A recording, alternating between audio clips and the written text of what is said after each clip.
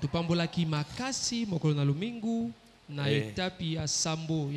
Et nous croyons que le Dieu fidèle va encore bénir son peuple ce soir.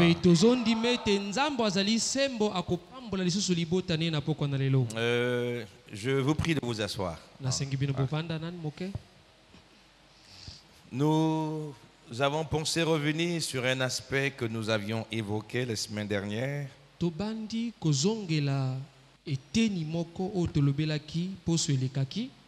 Parce qu'un bien de mes frères nous a fait parvenir par écrit une question.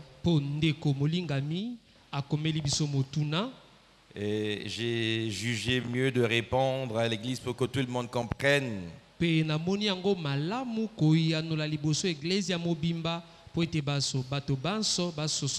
Parce que la question du frère est bel et bien fondée.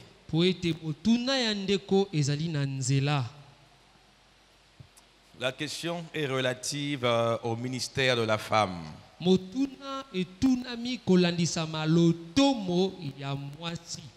Je comprends que c'est l'un des points difficiles pour lesquels les esprits séducteurs ne veulent pas libérer le peuple de Dieu.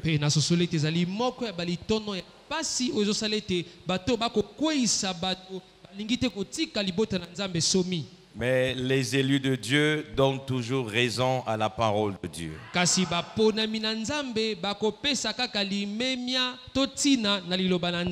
Les élus de Dieu ne croient que les enseignements bibliques. Alors il y a un bien frère, il s'agit de notre frère Ken,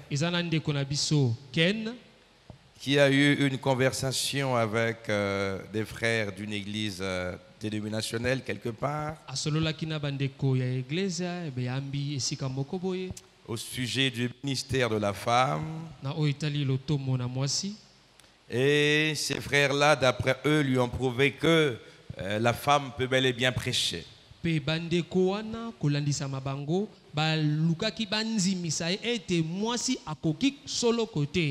Ils ont donné pour référence Galates 3, 28 que nous allons examiner par la grâce du Seigneur.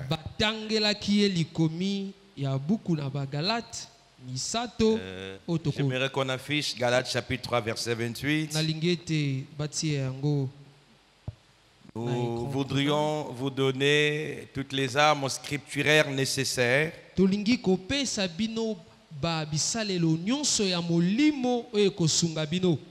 pour que personne ne remette en cause votre foi. Vous avez un souci avec la machine? Okay. Comment? Galates chapitre 3 verset 28, on me dit qu'ils ont un problème avec la machine. Je vais devoir lire ici. Galates chapitre 3 verset 28. On va lire au nom du Seigneur Jésus-Christ. Il n'y a plus ni juif ni grec. Il n'y a plus ni esclave ni libre. Il n'y a plus ni homme ni femme. Car tous vous êtes un en Jésus-Christ. Alors, des bien-aimés, selon les enseignements de leur pasteur, ont pris ce verset biblique et ont dit à notre frère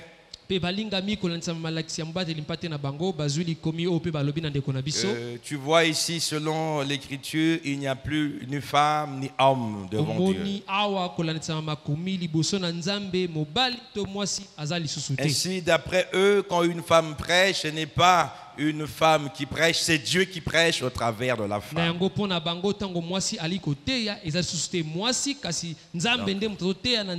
Ça s'appelle une interprétation particulière de la parole. C'est sortir cette écriture de son véritable contexte.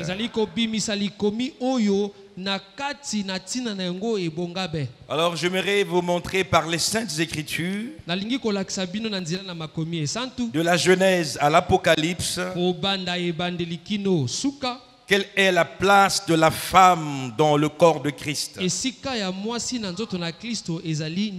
Et quelle est la volonté de Dieu par rapport à la femme? Que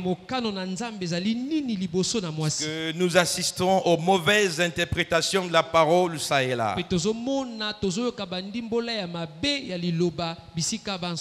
Alors, je disais dimanche qu'on a besoin de véritables apôtres dans l'église pour prêcher fidèlement la parole de Dieu. Nous avons aussi de véritables docteurs dans l'église afin d'enseigner droitement la parole de Dieu sans embrouille. Alors, partons au commencement pour voir qu'est-ce qui s'est passé et pourquoi la Bible, on arrive à dire à la femme de ne pas prêcher la parole.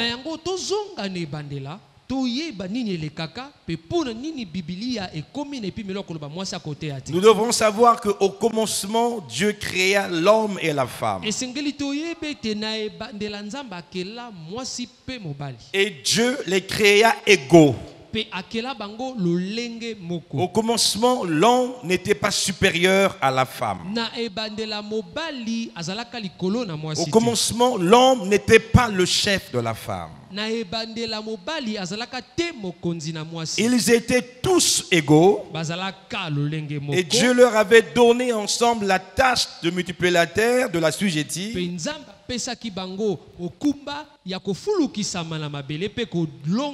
et d'entretenir ce que Dieu avait créé. Et Frère Branham déclare que ceci est la première alliance de Dieu avec l'homme. Il le déclare en l'occurrence dans la prédication mariage et divorce. Alors nous voulons lire l'écriture de Genèse 1, 27 à 28. Genèse 1, Genèse chapitre 1, verset 27 à 28. Genèse 1, 27 à 28. Lisons. Dieu créa l'homme à son image. Il le créa à l'image de Dieu. Il créa l'homme et la femme. Verset 28. Et Dieu les bénit. Nous voyons ici que Dieu a béni l'homme et la femme. Il n'a pas béni seulement les deux, Dieu les bénit. Et Dieu leur dit, soyez féconds, multipliez, remplissez la terre et la sujettissez. Et dominez sur les poissons de la mer, sur les oiseaux du ciel et sur tout animal qui se meut sur la terre. Nous voyons là que les deux, l'homme et la femme, avaient reçu de Dieu l'autorité de dominer sur tout ce qui se meut sur la terre.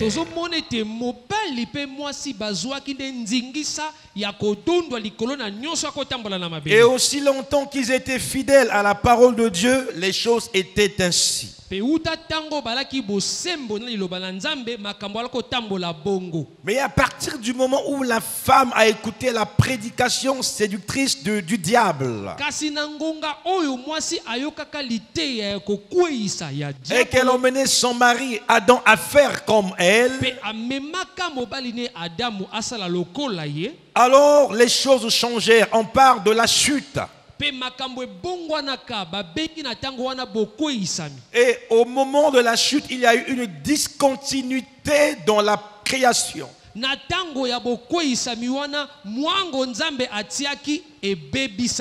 Et on parle d'après le commencement. Après la chute, ce n'est plus le commencement. Et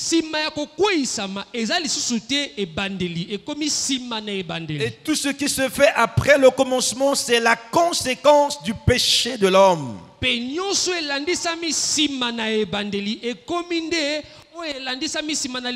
Alors Dieu fut donc emmené à conclure une autre alliance avec l'homme.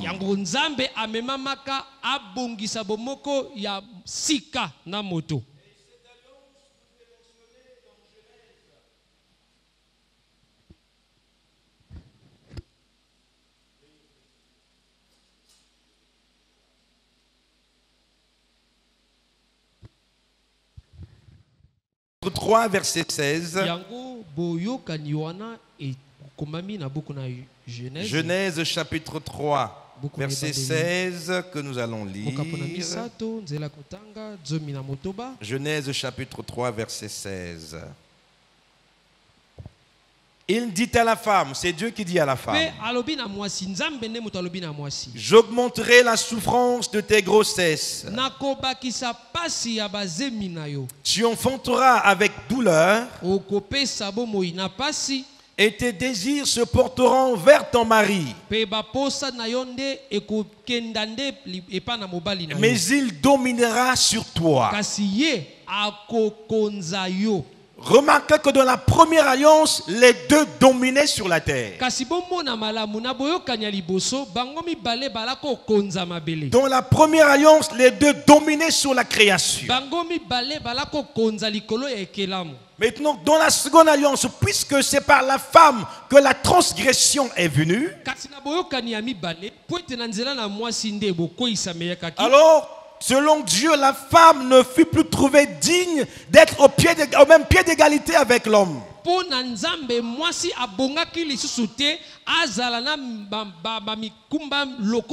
Alors Dieu va établir l'homme comme chef de la femme,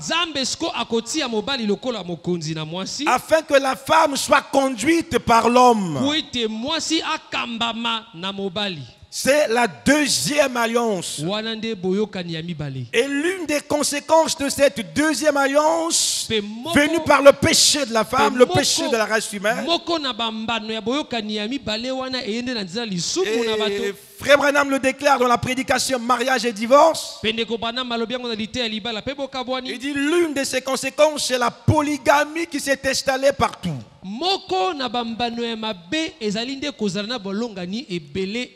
La polygamie dans la race humaine et la polygamie chez les animaux. Nous notons que ceci n'est pas la volonté parfaite de Dieu. Et dans la prédication mariage et divorce, Frère Branham ne dit pas que c'est la volonté parfaite de Dieu. Il dit que cela est la conséquence du péché. C'est ainsi que Dieu pouvait laisser les hommes à être polygames et les animaux aussi. Remarquez qu'on pouvait voir un animal mâle avec tout un troupeau de femelles. Et on pouvait voir un homme avec plusieurs femmes. Mais le contraire n'était pas possible. Une femme ne pouvait pas avoir plusieurs maris, ni comme une femelle avoir plusieurs, mais c'est un mâle qui pouvait avoir plusieurs femelles.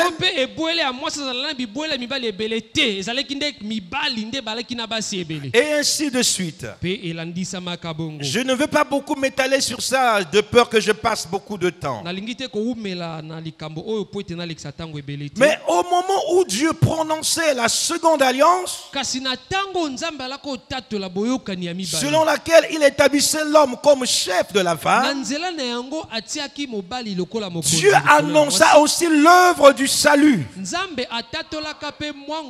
Il parla de la semence de la femme qui écrasera la tête du serpent. Et les Écritures et le message nous enseignent que la semence de la femme, c'est Jésus-Christ. Alors, quand Jésus viendrait, il devait racheter la race humaine.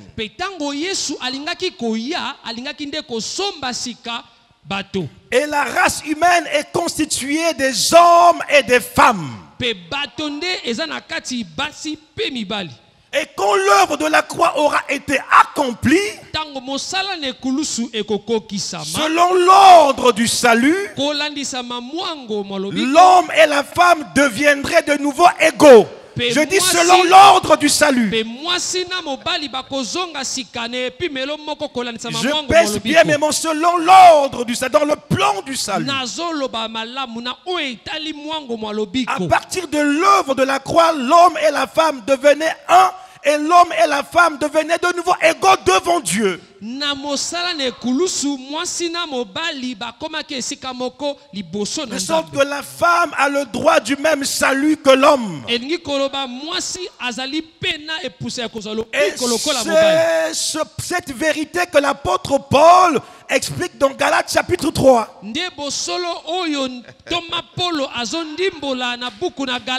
Alléluia. Voyez-vous la profondeur? Paul ne traite pas de la question de ministère de la parole dans Galates 3. Il traite du mystère du salut. Et il montre que ce mystère concerne à la fois les hommes et les femmes. Et que dans le plan du salut, Dieu ne distingue pas que tu sois homme ou femme. Tu es fils et fille de Dieu en Jésus-Christ.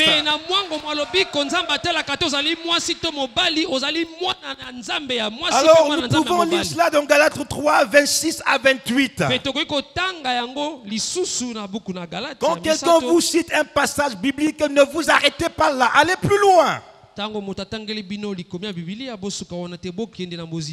ne peut pas établir une doctrine par un verset biblique ni par une citation de Frère Branham. Il faut bien que toute la parole de la Genèse à l'Apocalypse puisse expliquer cela. Et Frère Branham déclare que s'il y a un quoi que quelque part, abandonnez cela car ce n'est pas la parole de Dieu. Donc lisons Galates 3, 26 à 28.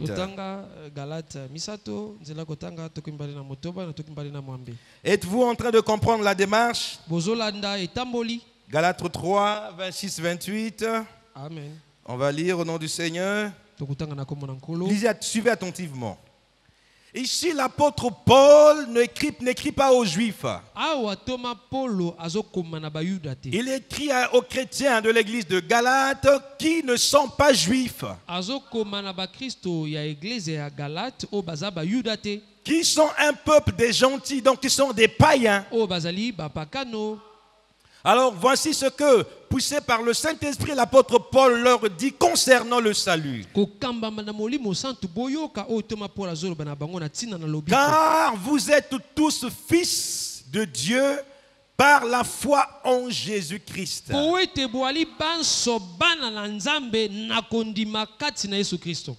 Vous tous qui avez été baptisés en Christ. Vous avez revêtu Christ. Il n'y a plus ni juif ni grec. Il n'y a plus ni esclave ni libre. Il n'y a plus ni homme ni femme. Car tous vous êtes en Jésus-Christ. Vous qui avez reçu Jésus comme Seigneur et Sauveur. Vous qui avez reçu l'Esprit de Christ, vous êtes baptisés en Christ. Alors Dieu ne vous considère plus comme étranger aux promesses de Dieu. Dieu ne vous considère plus comme les gens du dehors. Maintenant, par l'œuvre de la croix, vous êtes fils et filles de Dieu. Peu importe que tu sois homme, que tu sois femme. Peu importe que tu sois juif ou grec. Cela n'a pas d'importance. Le plus important, c'est l'Esprit de Christ qui est en vous. Êtes-vous en train de comprendre? Donc Galates 3, 26, 28 ne traite pas des ministères de la parole. Cette écriture parle du salut. Et nous héritons du salut par Jésus-Christ. Et dans les Écritures, Jésus-Christ est annoncé comme la postérité d'Abraham. Il est annoncé comme la sémence de la femme. Il est annoncé comme le rejeton de David. Il est aussi annoncé comme le germe. Et tous ces attributs, tous ces titres sont en rapport avec l'œuvre du salut. Donc il ne faut jamais sortir une écriture de son contexte. Si vous le faites, cela produit un son confus. Cela produira une fausse doctrine. Lisons 1 Corinthiens 12, 13. 1 Corinthiens chapitre 12, verset 13. Suivez. Nous avons tous en effet été baptisés dans un seul esprit pour former un seul corps, soit juif, soit grec, soit esclave, soit libre. Et nous avons tous été abreuvés d'un seul esprit. Remarquez qu'en amont, dans 1 Corinthiens 12, l'apôtre Paul qui a écrit à Galates, l'apôtre Paul traite de la question des dons spirituels.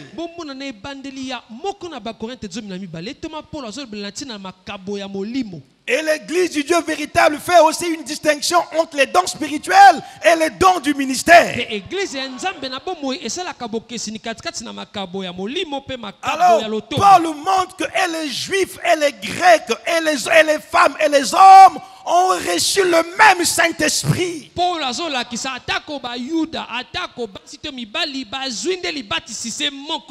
Et par le baptême du Saint-Esprit, nous devenons membres du corps de Christ. Et le corps de Christ est composé des hommes et des femmes ayant été baptisés du Saint-Esprit.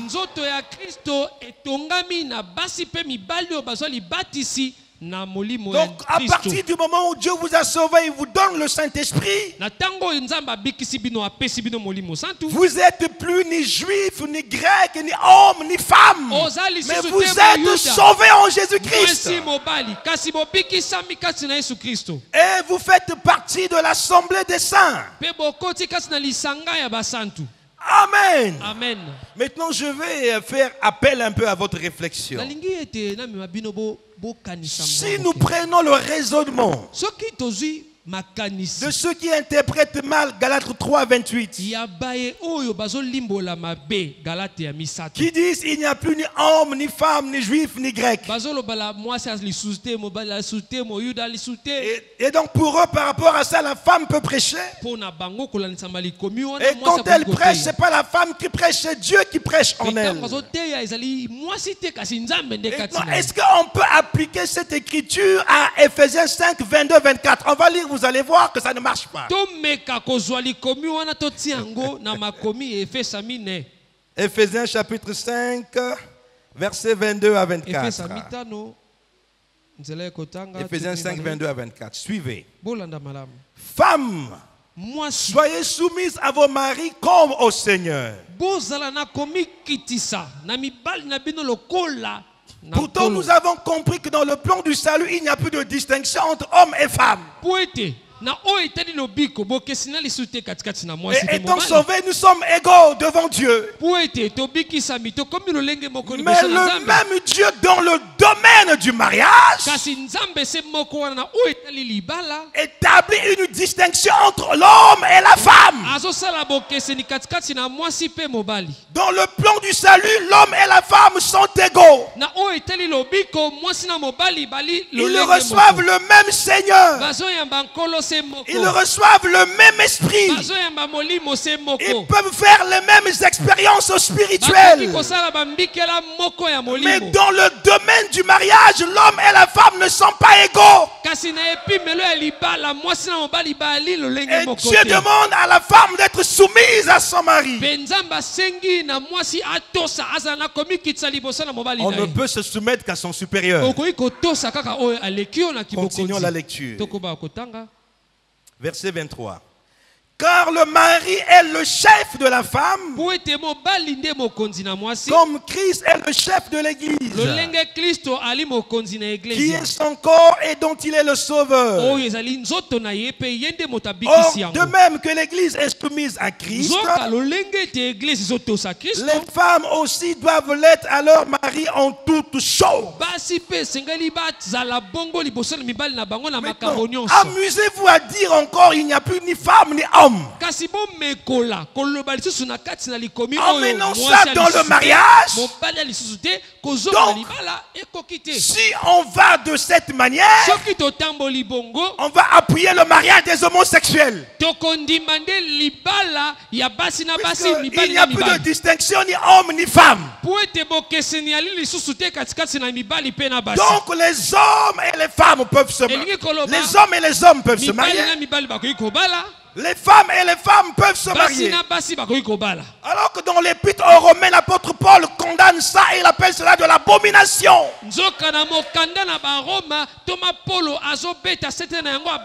Attention, notre Dieu est un Dieu d'ordre. Ne faites jamais de confusion dans l'interprétation de l'écriture. Maintenant, remarquez le jour de la Pentecôte. À la chambre haute, il y avait à la fois des hommes et les femmes. Et tous, ils ont reçu la même expérience du baptême du Saint-Esprit. Nous pouvons vérifier cela dans Actes 1, 12 à 14 rapidement.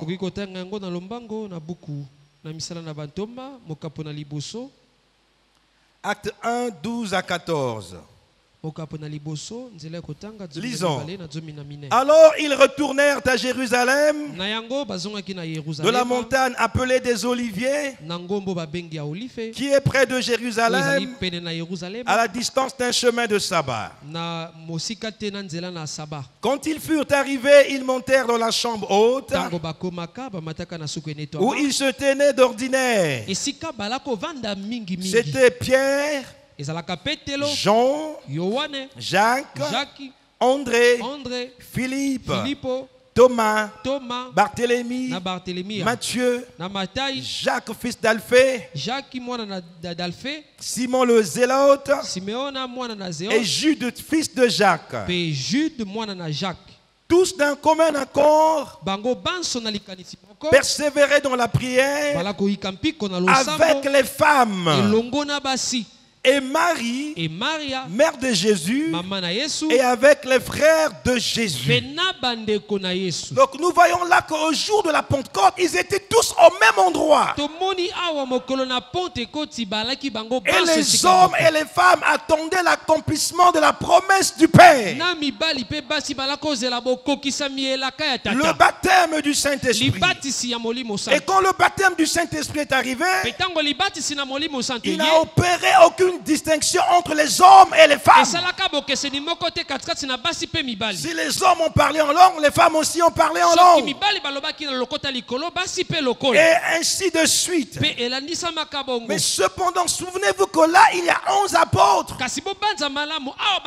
Alors que précédemment, ils étaient 12. Le 12e Judas a trahi Jésus. Après avoir trahi Jésus, il est allé se pendre, il est mort. Ils sont restés 11 apôtres. Et Pierre savait que dans le plan, il faut qu'il y ait 12 apôtres. Alors intervint la nécessité de choisir un 12e en remplacement de Judas. Et là, dans la chambre haute, ils étaient des hommes et des femmes. Mais lorsqu'il fallait choisir le 12e, ils n'ont pas établi une femme au ministre. Ils ont choisi un homme. Acte 1, 21 à 25. Lisons. Il faut donc que parmi ceux qui nous ont accompagnés tout le temps que le Seigneur Jésus a vécu avec nous, et notez que parmi ceux qui les ont accompagnés, il y a aussi les femmes. Nous voyons cela dans Luc 8, 1 à 2 qu'on ne va pas lire. La Bible parle des disciples qui accompagnaient Jésus. Et parmi eux, il y avait aussi les femmes. Et à la chambre haute, il y a les hommes et les femmes. Il faut choisir un 12e. Alors, qu'est-ce qui se passe? Depuis le baptême de Jean jusqu'au jour où il a été enlevé du milieu de nous, il y en a un qui nous soit associé comme témoin de sa résurrection. Ils en présentèrent 2. Joseph appelé Barsabas, surnommé Justus, et Matthias. Puis ils firent cette prière. Seigneur, toi qui connais les cœurs de tous,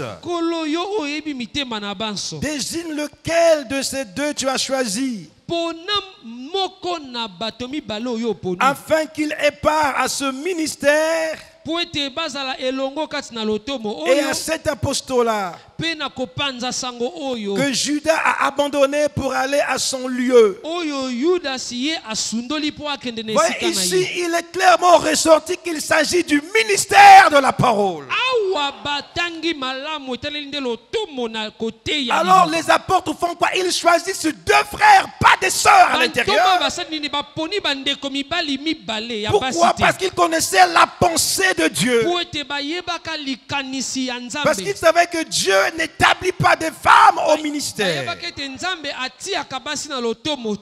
Maintenant, que dirons-nous à ceux qui disent que Paul n'aimait pas les femmes et que lui, il était juif? Reconnaissez ceci, bien-aimés, et qu'à l'origine le salut vient des Juifs et Paul était juif. Et c'est Jésus lui-même qui dit que le salut vient des Juifs. Et c'est aux Juifs qu'appartiennent les alliances, les patriarches et le culte.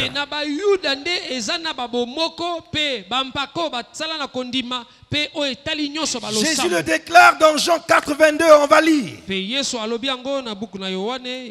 Aimez-vous la parole? Okay. Jean chapitre 4, verset 22. Jésus s'adresse à une femme samaritaine. Donc cette femme n'est pas juive. Écoutez ce que Jésus lui dit. Vous adorez ce que vous ne connaissez pas. Nous adorons ce que nous connaissons. Car le salut vient des Juifs. N'ignorez pas, le salut vient des Juifs. Ça ne veut pas dire que ce sont les Juifs qui nous sauvent. L'apôtre Paul explique pourquoi Jésus a dit que le salut vient des Juifs.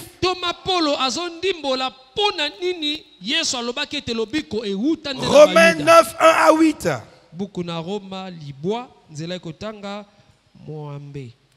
Romains 9, 1 à 8. Ok, on peut prendre ça à l'écran. Je dis la vérité en Christ, je ne mens point. Ma conscience m'en rend témoignage par le Saint-Esprit.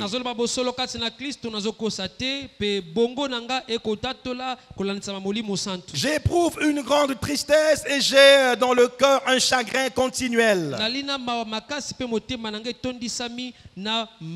Car je voudrais même être anathème et séparé de Christ. Pour mes frères. Pour mes frères, mes parents selon la chair. Qui sont ses frères et ses parents selon la chair? Les Juifs. Verset 4. Qui sont les Israélites? À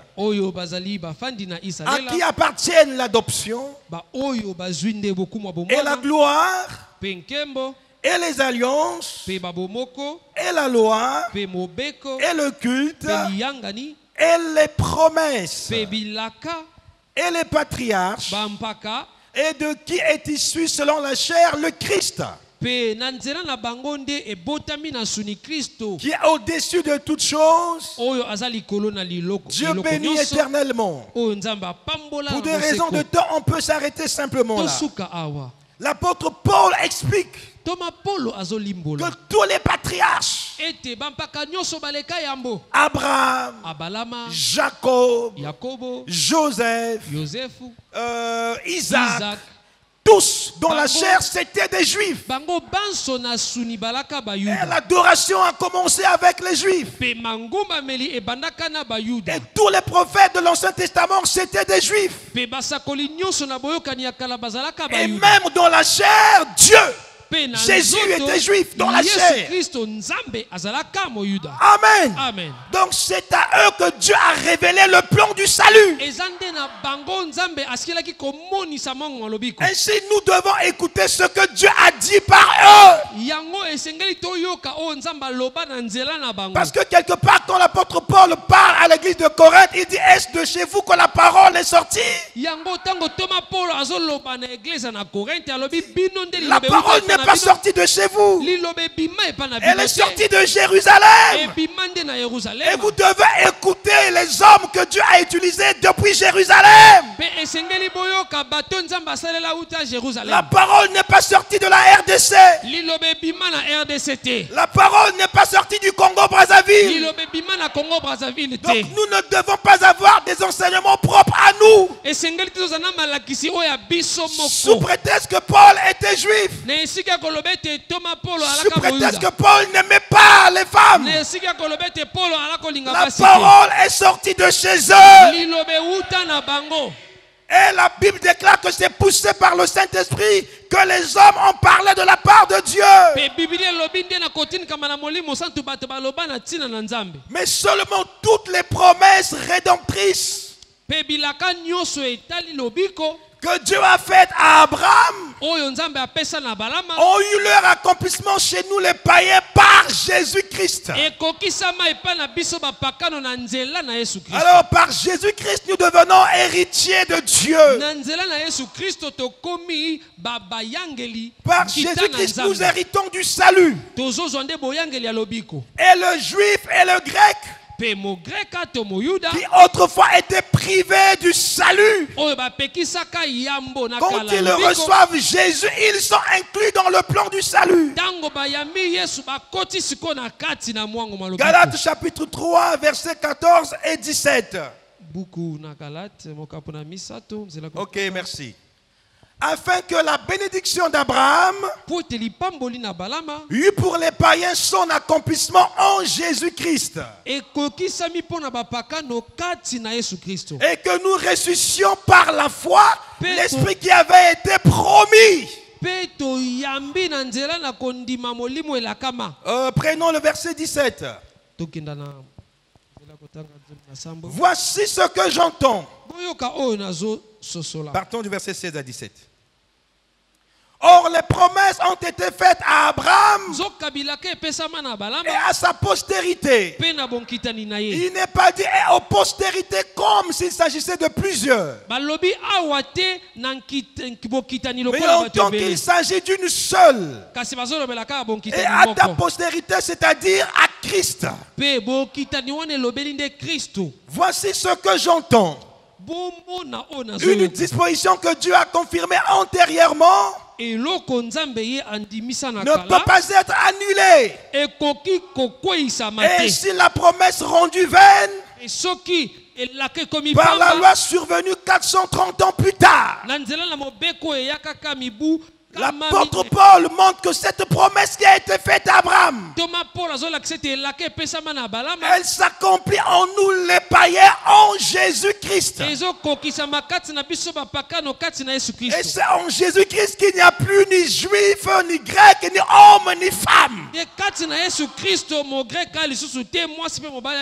Mais ça n'a rien à voir avec le domaine de l'enseignement de la parole. Ça n'a rien à voir avec le domaine du mariage, par exemple. Éphésiens chapitre 3, verset 6. Éphésiens chapitre 3, verset 6. Ce mystère, c'est que les païens sont co-héritiers, forment un même corps et participent à la même promesse en Jésus-Christ par l'évangile. Quand les païens reçoivent Jésus-Christ après avoir été comme étrangers dans le plan de Dieu, ils sont considérés comme fils et filles de Dieu, devant se soumettre à la parole de Dieu. Ils ne doivent pas se rebeller à l'ordre établi par Dieu dans le plan du salut. Maintenant, allons à la conclusion. Vous remarquez que Paul, qui a parlé dans Galates 3, 28, l'apôtre Paul qui dit qu'il n'y a plus ni homme ni femme, ni juif ni grec, c'est le même qui parle dans 1 Corinthiens 14 34. C'est le même apôtre. Vous ne pouvez pas dissocier ce qu'il dit dans Galates et ce qu'il dit dans 1 Corinthiens. C'est le même apôtre, poussé par le même esprit.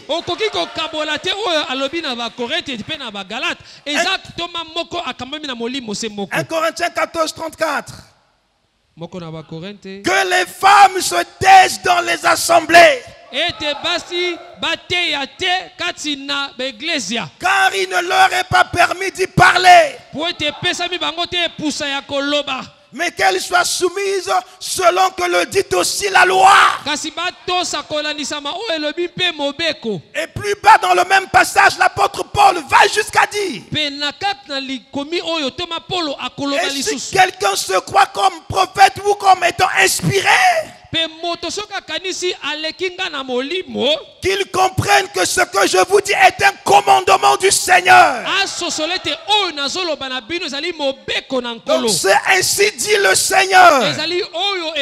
Ce n'est pas la volonté de Paul, c'est la volonté de Dieu que les femmes n'enseignent pas la parole. Et Paul qui dit que c'est un commandement du Seigneur dans 1 Corinthiens 14, c'est le même qui dans 1 Timothée 2,9 dit: je ne permets pas à la femme d'enseigner. Maintenant, si tu es un faux docteur, tu lis 1 Timothée 2,9, Paul dit: je ne permets pas à la femme d'enseigner. Tu diras: non, c'est Paul qui dit, c'est pas Jésus. Mais le même Paul dans 1 Corinthiens 14 dit: c'est pas moi, c'est un commandement du Seigneur. Ainsi l'épouse est attentive à toute la parole. Pourquoi les femmes prêchent-elles aujourd'hui? C'est l'esprit de la rébellion. Ce n'est rien d'autre que l'esprit de la rébellion. C'est la désobéissance à la parole.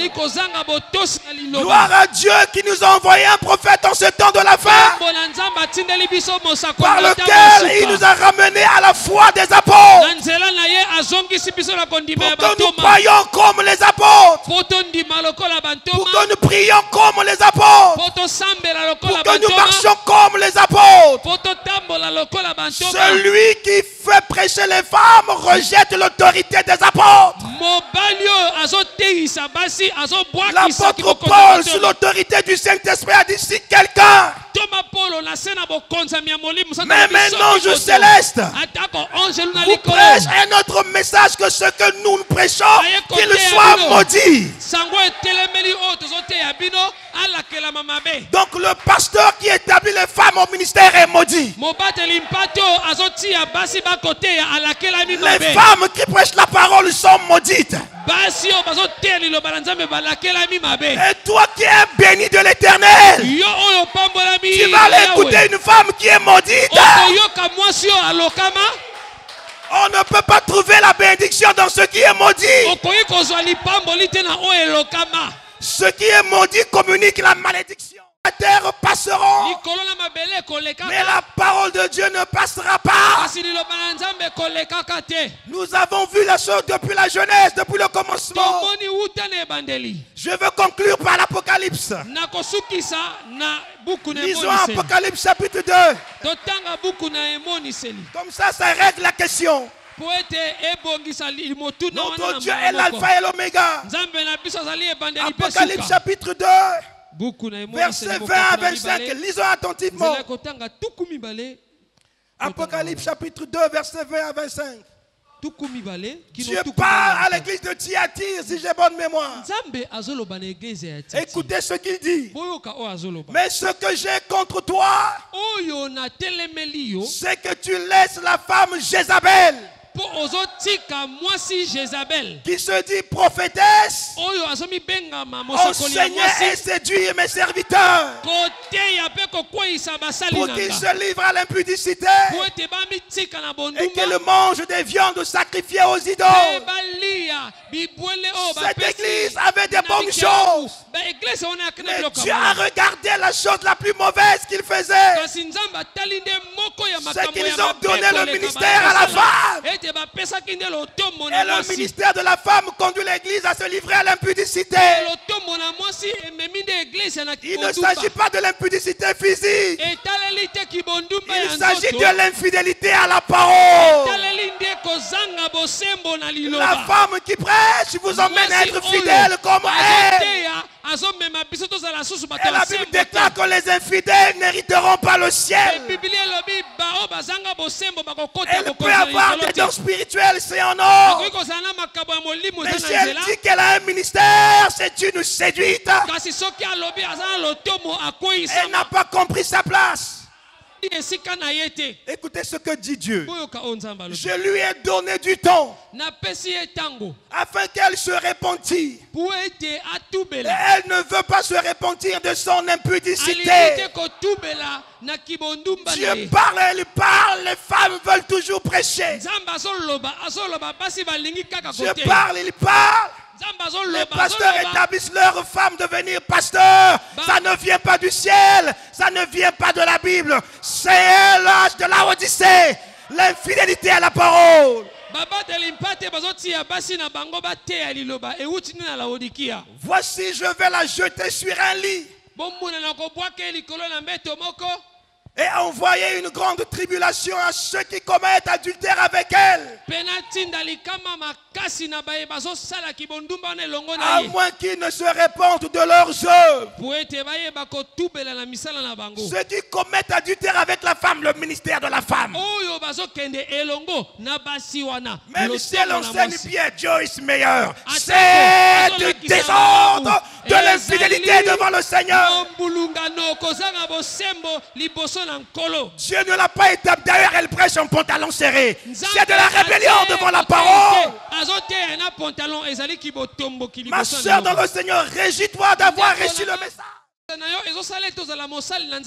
Aider les gens fait de toi une servante de Dieu. C'est ce qui a aidé Dorcas. Elle soutenait le ministère de Pierre et des apôtres. Elle était à sa place. Et quand elle est morte, Dieu s'est souvenu d'elle. Si elle n'était pas à sa place, Dieu n'aurait pas pu se souvenir d'elle. Oh, que l'église du Seigneur soit comme Habakkuk. Que chacun se tienne à son poste. Ne vous laissez pas tourmenter par les incrédules. Dieu a dit dans Apocalypse 22 que celui qui fait le mal continue à faire le mal. Car voici, je viens avec la rétribution. Que ceux qui veulent croire au ministère de la femme continuent à croire. Ils seront certains de leur erreur quand ils vont se retrouver dans le feu. Mais pour nous, il n'y a plus de doute. Parce que nous avons reçu un colis. Dieu, par le message de l'heure, nous a ouvert les yeux. Nous savons que nous sommes dans le monde, mais nous ne sommes pas du monde. Nous sommes de Dieu. Et nous marchons avec Dieu. Et nous ne sommes pas séduits par l'esprit de Laodicée. Pourquoi? Parce que nous avons reçu l'esprit de la promesse qui nous conduit dans toute la vérité. Vous me direz, mais dans la Bible, il y a eu des femmes que Dieu a utilisées. Comme Déborah. Dites-moi, quel était le ministère de Déborah?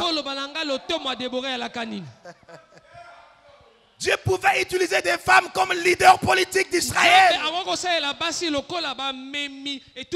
Les juges étaient les leaders politiques d'Israël. Mais ne confondez pas ça avec le sacerdoce. Pour ce qui est du sacerdoce, et dans l'Ancien Testament, et dans le Nouveau Testament, le sacerdoce est donné aux hommes. Remarquez le langage de Dieu dans Ephésiens 4. Il dit, étant monté en haut, il a fait des dons aux hommes. Il a appelé les uns comme apôtres, les autres comme prophètes. Il a fait des dons aux hommes, pas aux femmes. Et là on parle des dons du ministère. Mais les dons de 1 Corinthiens 12 sont donnés à tout le monde. Et aux femmes et aux hommes. Mais les dons du ministère seulement aux hommes. Ça ne veut pas dire que les femmes sont inutiles. Non. Les femmes ont une place dans le plan de Dieu. D'ailleurs, Dieu a utilisé une femme pour enfanter Jésus. Mais ce n'est pas parce que Dieu a utilisé Marie qu'il a donné le ministère à Marie. Marie pouvait témoigner de la résurrection de Jésus. Mais il n'a pas été établi ministre de la parole. Lorsque les apôtres choisissaient un 12e pour remplacer Judas, Marie, mère de Jésus, qui avait vu l'ange Gabriel, était là. Mais Pierre n'a pas été séduit par les expériences spirituelles de Marie. Ne confondez pas les expériences spirituelles et l'autorité de la parole. La parole est supérieure aux expériences spirituelles individuelles. Que Dieu vous bénisse.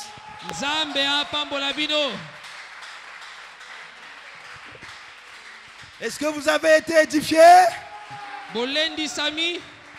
Frère Ken, est-ce que ça va? On ne peut plus t'embrouiller avec ça, n'est-ce pas? Donc tu peux retourner vers ces incrédules. Montre-leur les passages bibliques. S'ils ont le Saint-Esprit, ils vont comprendre. S'ils insistent, laisse-les.